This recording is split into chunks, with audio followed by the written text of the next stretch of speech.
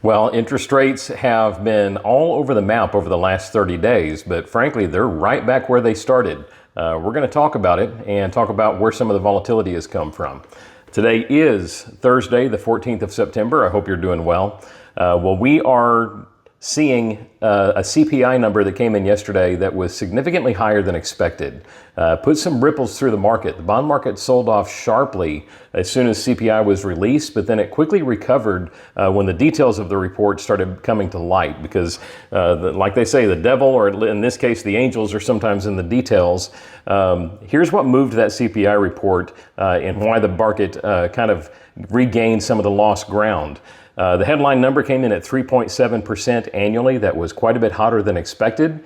This was due primarily to the cost of gas. When you look at the headline figure, that includes fuel, it includes food. Gas is up 10% month over month. When you pull that piece out, CPI was pretty much in line with expectations, just a hair above expectations. Frankly, when you look over at the bleed over of energy costs into the core number, that would make up that difference as well. So broadly speaking, folks are looking at that jump in CPI as being associated with fuel and really not associated with long-term inflationary pressure. Here's what's moving gas prices. OPEC has significantly reduced supply. Y'all, they do this in order to manipulate markets. Obviously, that does have an impact on our election cycle. They are doing it, frankly, to put the finger on the scales from an election standpoint. They've made no bones about having quite a bit of disagreement with the current administration. They do not care for the way the administration used the strategic reserve to manipulate prices in the oil markets. So they're upset about that. That's one reason they're cutting supply. But they are also not happy with our stance with Iran. This administration by the Saudis is viewed as being very soft on Iran. And of course, we saw that reflected this week with a freeing up of $6 billion in frozen assets in exchange for some prisoner release. Saudi's not happy about that. So it may not be over yet as far as OPEC reducing supply and raising the cost of oil as a result. We're seeing oil over $90 a barrel.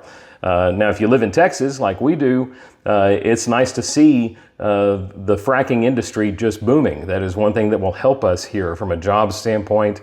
It does help us locally. I live right on the edge of Eagle Ford in unincorporated Wilson County, so it's interesting to see all the activity that we're seeing with regard to fracking, and you see that pick up when you see oil prices as high as they are. In any event, here's the numbers. Mortgage News Daily has the national average today at 7.24%. Last week, we were 7.29% in that same survey.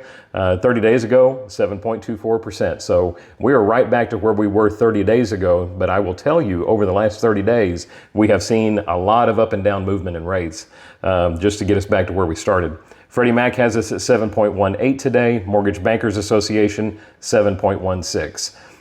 Folks, when you start looking for articles on when the Fed is going to continue to tighten, if they are, we've got a meeting coming up on the 20th of this month. Do not expect the Fed to increase rates at this next meeting. I don't think this CPI gives them sufficient reason to do it when you look at core and pull out the energy influence on that core number. Will they move at the November 1st meeting? Don't know. Will they move at the December 13th meeting? Don't know. There's a little less than a 50% chance of the Fed doing anything higher at either of those next two meetings. When you look at the folks that predict such things, you start to look at those same folks as to when the Fed will start cutting.